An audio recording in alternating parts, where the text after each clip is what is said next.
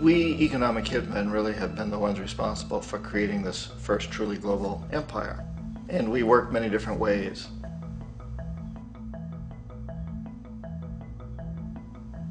But perhaps the most common is that we will identify a country that has resources our corporations covet, like oil, and then arrange a huge loan to that country from the World Bank or one of its sister organizations.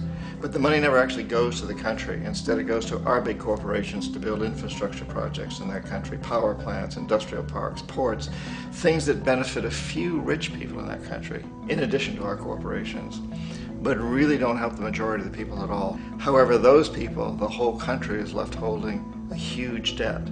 It's such a big debt they can't repay it, and that's part of the plan, that they can't repay it. And so at some point, we economic hitmen go back to them and say, listen, you owe us a lot of money, can't pay your debt, so sell your oil real cheap to our oil companies. Allow us to build a military base in your country, or send troops in support of ours to someplace in the world like Iraq, or vote with us on the next UN vote.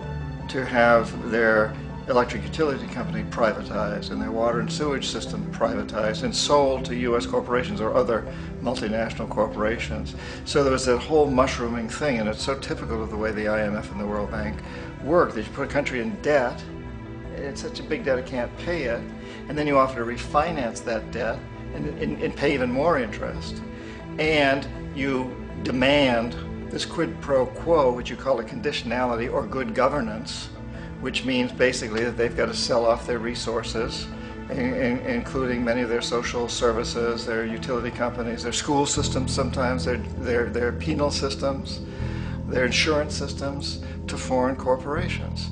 So it's a double, triple, quadruple whammy.